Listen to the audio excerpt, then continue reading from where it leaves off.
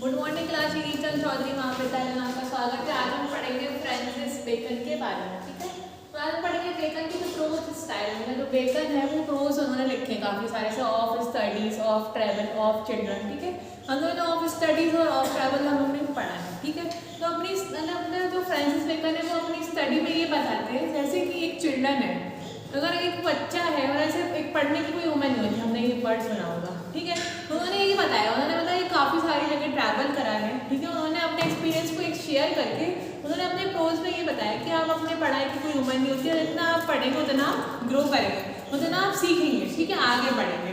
तो उन्होंने अपनी स्टडीज़, उन्होंने अपने प्रोज में ये बताया कि हमको ऑफ स्टडीज़ में कि हमको क्यों पढ़ना चाहिए, हमको क्या उससे नॉलेज मिलती है, अगर हम नहीं पढ़ेंगे तो हमको नॉलेज नहीं मिलेगी। ठीक है, और पढ़ने की एक कोई लिमिट नहीं होती कि आपको एक फिक्स पीरियड होता है, जैसे 5 से आप 12 साल या तो 21 साल या 22 साल तक आप पढ़ सकते हैं। ठीक है, तो पढ़ने की कोई उम्र नहीं होती, आप इसको कभी भी जब चाहे पढ़ सकते हैं। ठीक है, तो उन्होंने फ्रांसिस बेकन ने सबसे पहले बताया है कि one of the most respected poet in the 16th century. ठीक है, वो एक one of the most respected poet माने गए हैं 16th सेंचुरी के।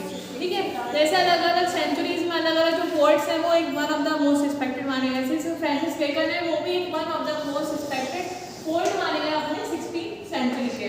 He shows many extra qualities in his essay and because of the regarded as the father of essay। ठीक है, उन्होंने कुछ ऐसी चीजें, ऐसी क्वालिटीज उन्होंने अपनी शो करी अपने एसेस में, अपने प्रोज में, कि उनको फादर ऑफ द ऐसे बोलते हैं।